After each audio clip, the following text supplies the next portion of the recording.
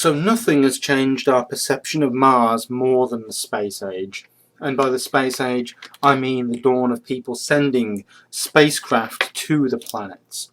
And this little picture here is a depiction of the Mariner mission to Mars, one of the earliest missions to image the planet Mars.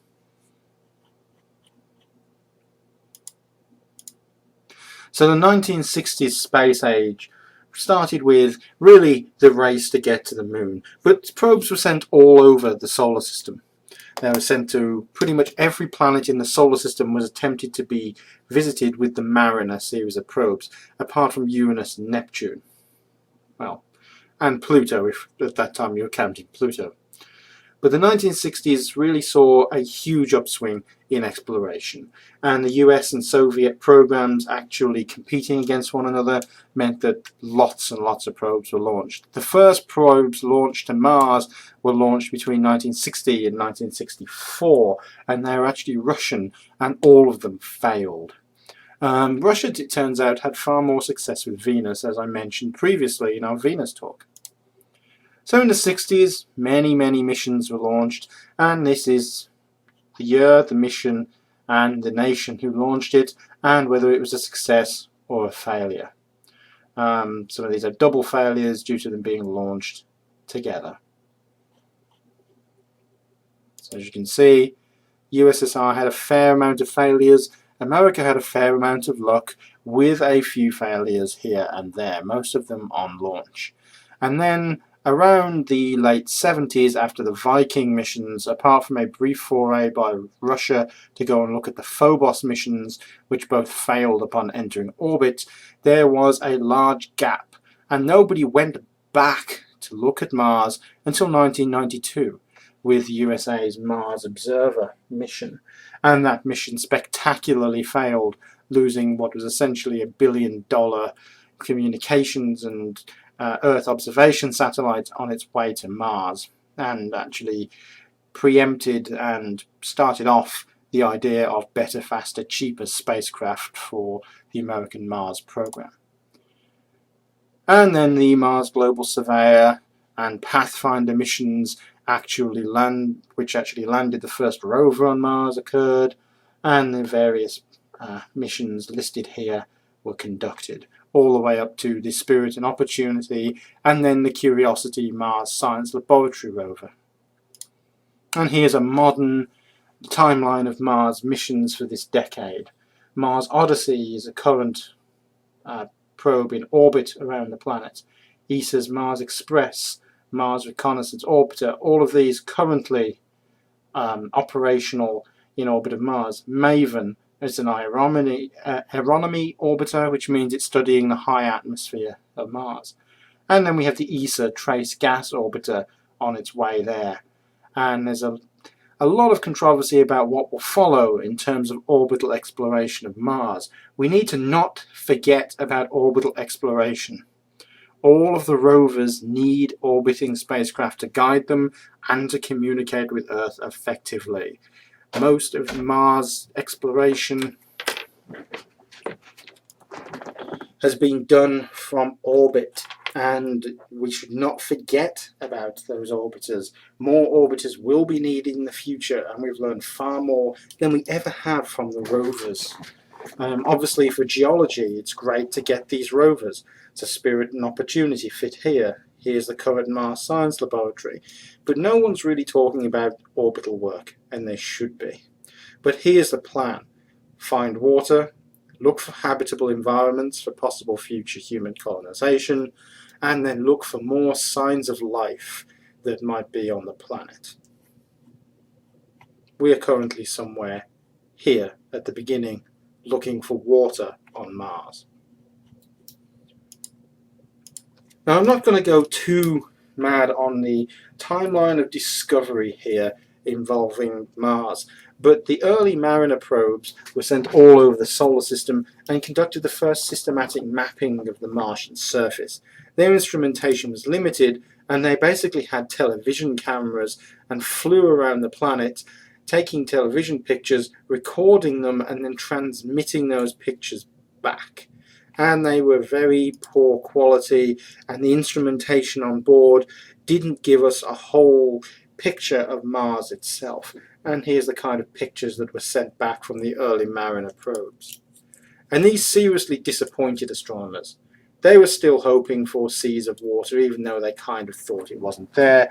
They wanted to be surprised, and it wasn't. Mariner showed a dead world, heavily cratered, with a really weak magnetic field, and no Martians, no intelligent life whatsoever. Not even a plant, not even a stupid plant, not even a fungus. So they were quite upset. But people like Carl Sagan kept pushing and said we need to land on the planet and really take a look. So the Viking lander missions were born, and these were orbiter lander missions and were very, very big machines.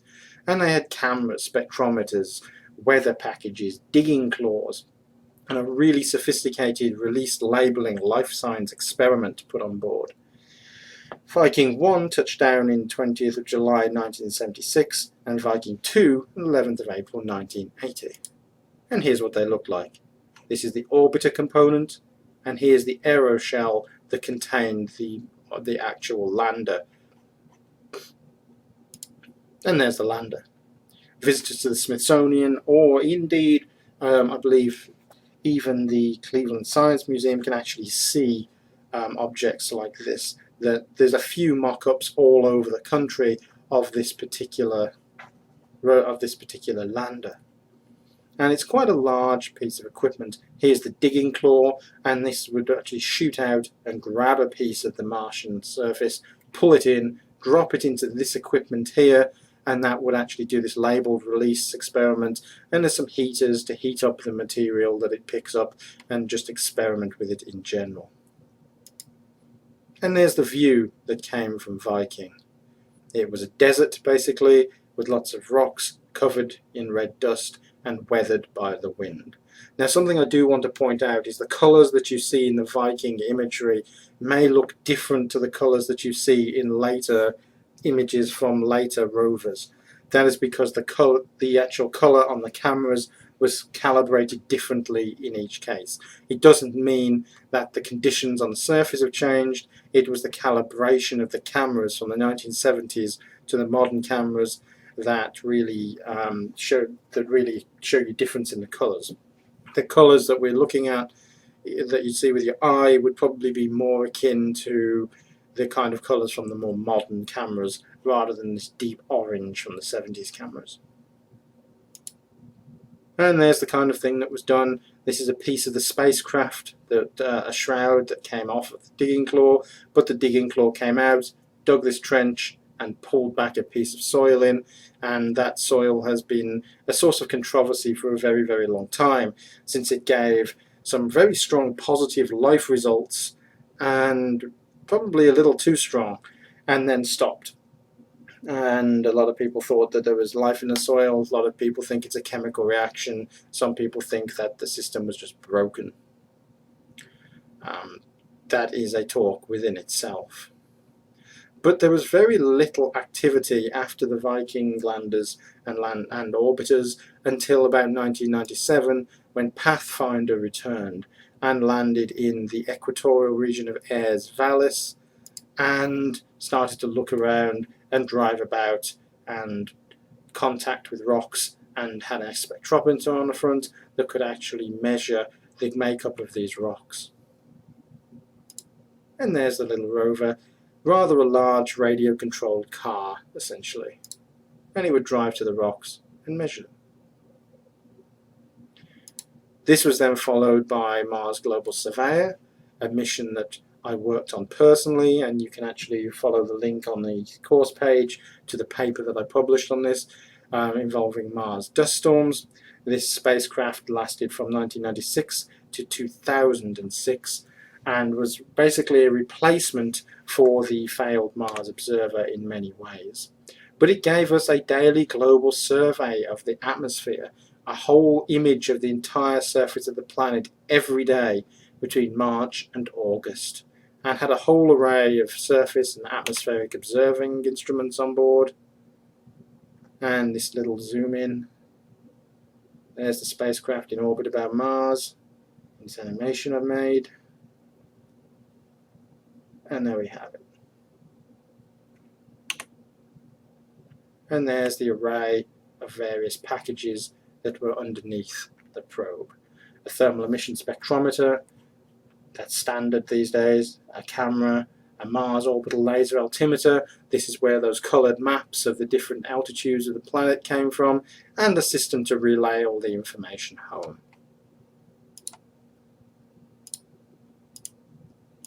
And there's an image of the probe in orbit around Mars.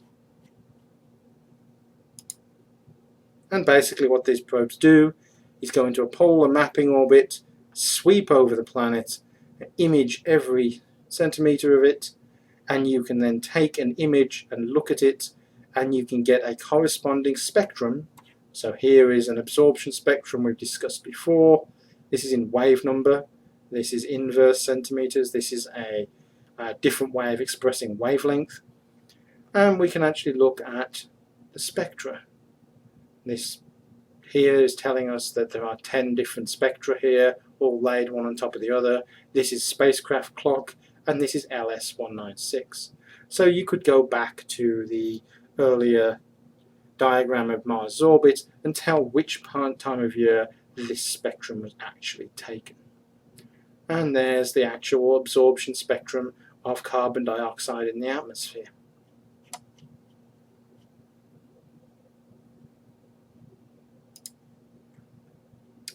And a lot of things were re-imaged.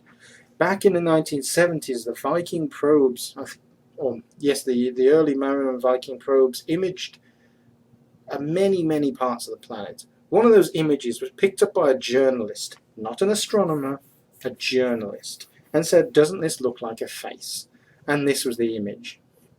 And this gave rise to the whole face of Mars thing, which people like Richard Hoagland love. And you can ignore those people, because the face of Mars, it turns out, once we went back and re-imaged it, was not built by an ancient civilization trying to tell us they were there.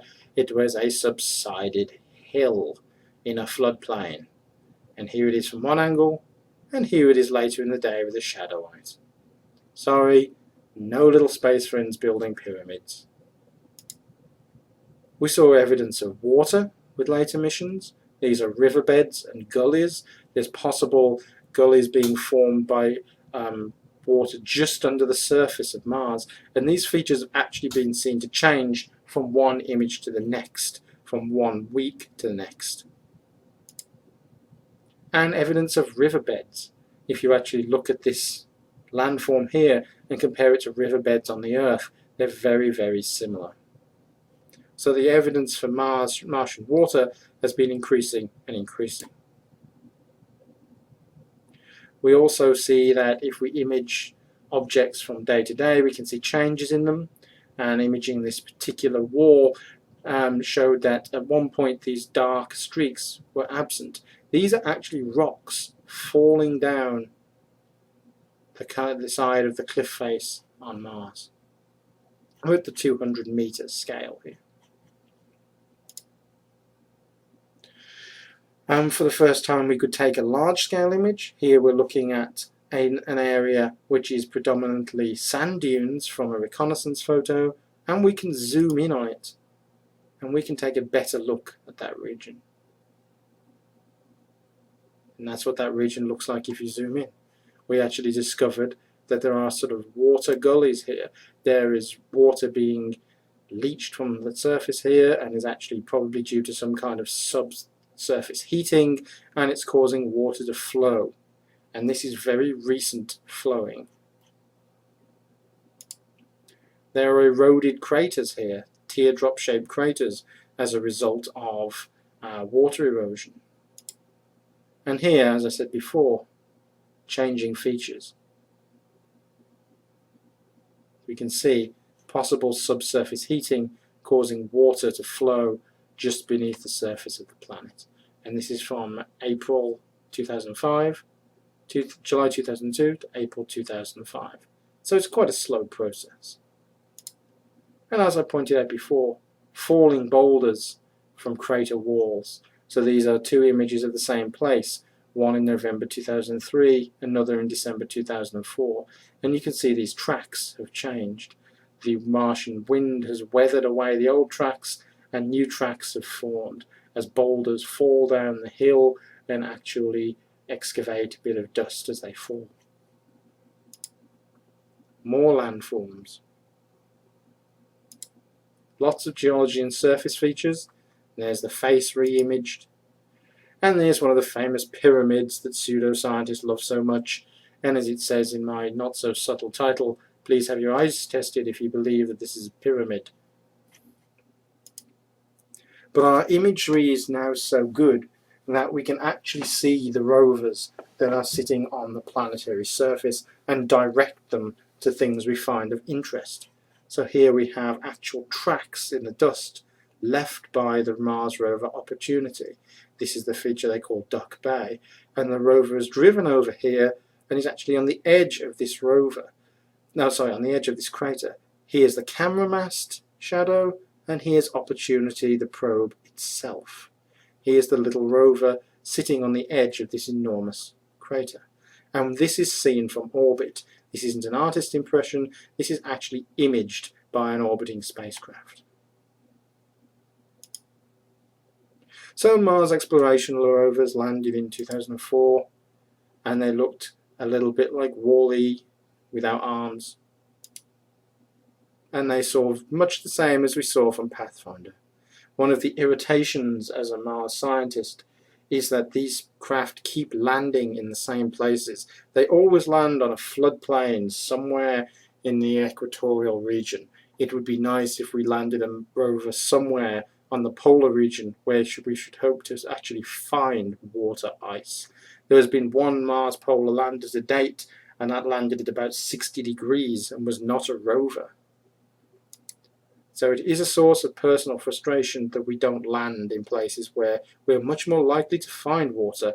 It's rather like landing in Earth's Sahara Desert again and again and saying we can't find water. So, personal rant is now over. Here's the rover about to measure a rock. There is advanced drilling equipment, much better imaging systems on board. Here's a broken crater wall here. And here's the Spirit rover sitting on the edge of the hill. Here's part of the rover, and it's looking out across the landscape of Mars. And here's the drill drilling into the side of the rock and measuring the various materials taken off of the rock. So the evidence that we found for water so far has basically revolved around these BB-sized berry formations, and these are actually dissolved in the rock and actually indicate that this rock was subject to flowing water, and this is an effect of water being infused and dissolved into a rock, and these exist inside the rock, these large blobs caused by deposition of water. And this is some of the data that was seen from the Spirit and Opportunity rovers. So the current rover is Curiosity, also known as the Mars Surface Laboratory. I think that's a much better name. Curiosity is, in my opinion, a pretty unexciting name. But here's the rover itself. It's about the size of a relatively small car. It's one of the biggest things put onto Mars, probably more akin to a golf cart with electronic equipment stuck all over it. Here's its main masthead with its camera, and here's its array of rock cutting equipment and large tires here, as you can see. That landed in November of 2011 and is going to continue to operate until it breaks.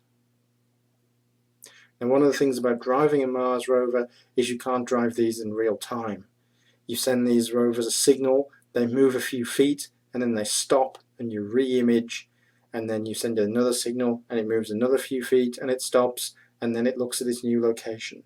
The reason being, remember, that Mars is a few light minutes away, and the delay in the time is between signal being sent from the rover to the Earth is quite long. That means that you will end up with a situation where, because of signal lag, you could easily crash the rover. if you send it a signal to stop suddenly before it goes off a cliff, it won't get that signal until it's gone off the cliff. So these rovers just travel a few feet and then stop and ask for directions about what they should do next.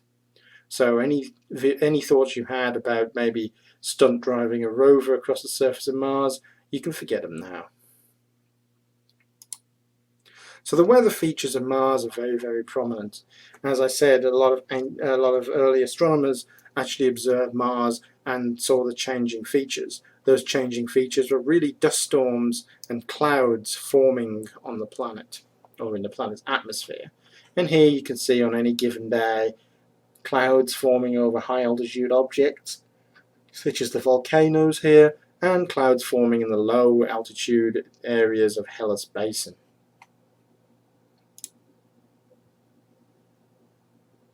And polar dust storms are quite common. These are set up as the polar cap retreats as the planet warms up and the polar cap gets smaller over the year, and this sets up temperature differentials and starts up dust storms. And as you can see, there's actually a cyclone of dust here moving because air is pouring from the warm ground across the cold ice cap of the planet, and as that air moves it picks up dust and throws it into the atmosphere. And here's a storm front of dust, and here's a sort of cyclonic dust storm going on. And this is in northern spring. The northern polar cap retreats quite a long way. And this set of images actually shows the progress of a dust storm.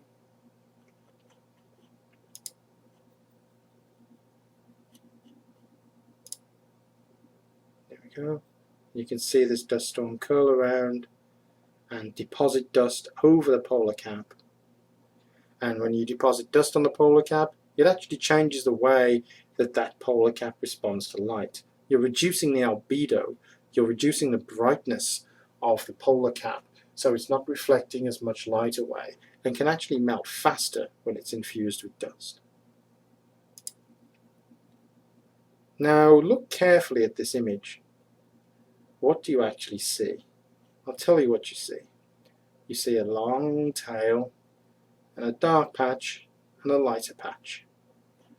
Take a second or two and think, what could this possibly be? This is being observed from orbit. Well, this is actually a dust devil. This is the cloud, this is the actual dust devil, the small tornado that's pointing directly up at the camera on this bank.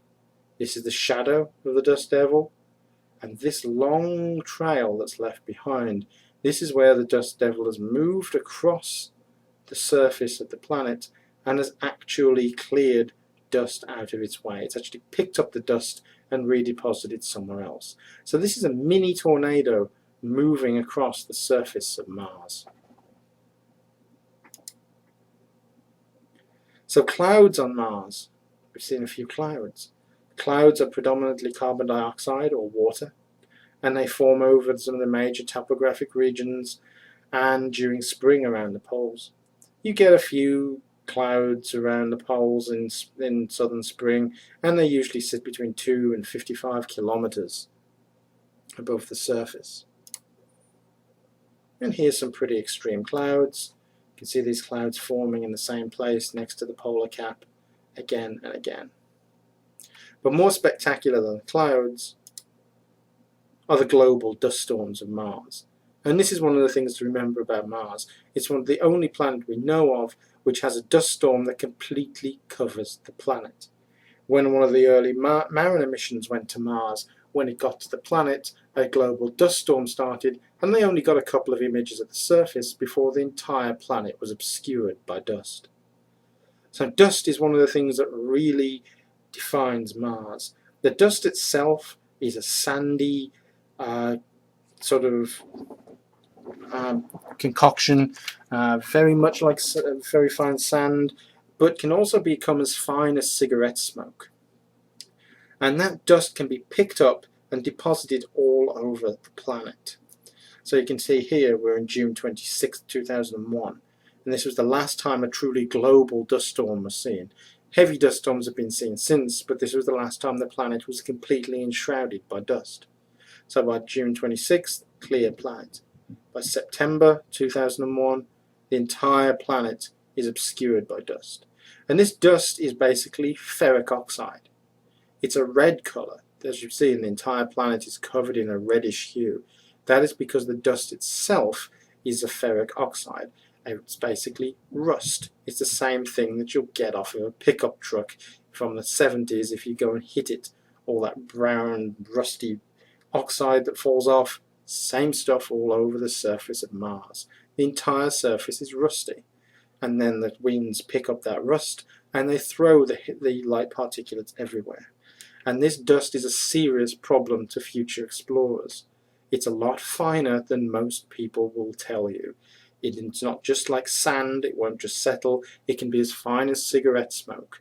And future explorers will be breathing this in, and it'll get into their equipment, and there will be problems. So a lot of people who suggest we should just go to Mars tomorrow have not actually considered the technological challenges of dealing with equipment that is going to be subjected to this amount of dust. Or as fine a dust. The effect on your lungs alone could be very bad. And here's a map of Martian dust activity. So here we're looking at steadily progressing time from June 17th all the way to late June, to about June 30th here. There we go. June 15th to June 30th. The blue to purple shows a clear atmosphere. The red shows a dusty atmosphere. And here we have three different views from different positions on the planet. And as you can see, the dust is picked up here from the Hellas Planitia region, a region I know a lot about. And as you can see, that dust storm starts up and then goes truly global.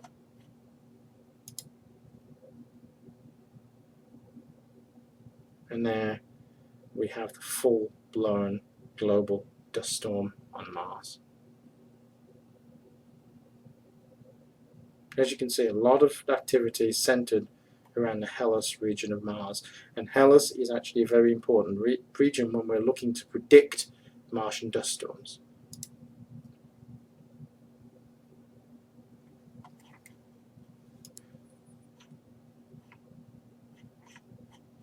So as far as the planet is concerned, as far as Mars is concerned, its bulk circulation is similar to the Earth sometimes, not to others. There are two circulation cells that are set up the same as the Earth in the north and south, and sometimes over certain seasons that can actually turn into one huge circulation cell. And that's when it's thought that we might end up with strong planetary scale atmospheric waves, which might lead to our very powerful dust storms. It's also thought that the polar cap winds might result in powerful dust storms. The Mars Reconnaissance Orbiter has detected possible tectonic activity in the past on Mars, not so much now, but definitely has occurred in the past.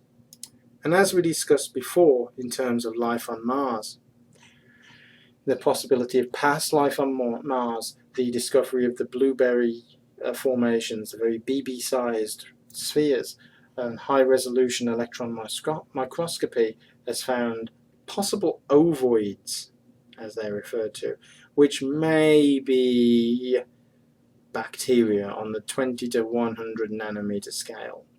If these are bacteria, they're now 100 times smaller than any bacteria microfossils ever seen on the Earth. That might actually gel with the smaller planet, the smaller ecosystem, but not necessarily the lower gravity. You might expect larger life forms, taller life forms in lower gravity. So this is a subject of great debate. And these features were basically found in a meteoroid. So Mars was subject to impacts many thousands of years ago, or millions of years ago, and as an object hits the surface of Mars, it might impart sufficient kinetic energy to a piece of Mars that it might actually reach the Earth. And I personally possess a piece of Mars that was recovered in this way. it's actually more expensive than a lot of illicit drugs if you look at its value. But this is the rock that caused all of the problems. It's called ALH, meaning Allen Hills 84000165, and it was discovered on Earth after coming all the way across space from Mars. How do we know it's from Mars is usually the next question. The reason we know it is from Mars is because there's certain isotopes that are present in this rock. Remember, isotopes are different forms of very common materials, such as carbon-14, for instance. We know the kind of isotopes that are present in the Martian atmosphere, and when we test these meteorites, or meteoroids as I should call them, for those isotopes, we get an exact match. So we know that these rocks, within a high percentage of, within a very good confidence, within very low percentage error, were produced on Mars, and then an impact on the planet threw them across space to land upon the Earth. And you can see this is quite small. This is a 1 centimeter cube, and here's a ruler across the bottom for scale. So this is one of those rocks that was recovered on the Earth, and we opened it up and cut it through, as you can see here, and polished it and put it under a microscope and found these weird forms that look worm-like. And people got very excited and thought, well, there's worms on Mars. Remember, this is on a nanometer scale. This is 10 to the -9 meters. And these are unusual. And some people thought they were left here by a dead microfossil. Some people thought this was an organism's fecal matter. It's believed that this can actually be formed naturally as well. There's quite a few systems on Earth which show natural formations which are non-organic that look very much like this thing here, this worm-like structure. So this is something that's faded in many years, but at one point it was considered to be life, evidence of life on Mars, which people throw a little more skepticism at these days. So the search for life on Mars, or past life on Mars, is still very much afoot. And we have not yet found the evidence that we're looking for to definitively say whether life exists today or ever did on the red planet. And here's Marvin the Martian looking into the sunset, standing in a small crater with small groove laid out by Viking, and well, actually he'd be looking away from the sunset since his shadow's this way, wouldn't he? Caught me on that one. But looking away and enjoying the general ambience of Mars just to finish us off. So that finishes our discussion of Mars. Things to remember would be such as the cause of Martian dust storms, the fact that the dust storms can become global, the evidence for water on Mars, and possible evidence for life on Mars. Why the surface is red is also a common question. So keep those things in mind when we're talking about Mars, and keep an idea of the kind of work that's still going on. When we're talking about Mars, there's probes currently in orbit and rovers on the surface which are working very hard to answer a lot of our questions.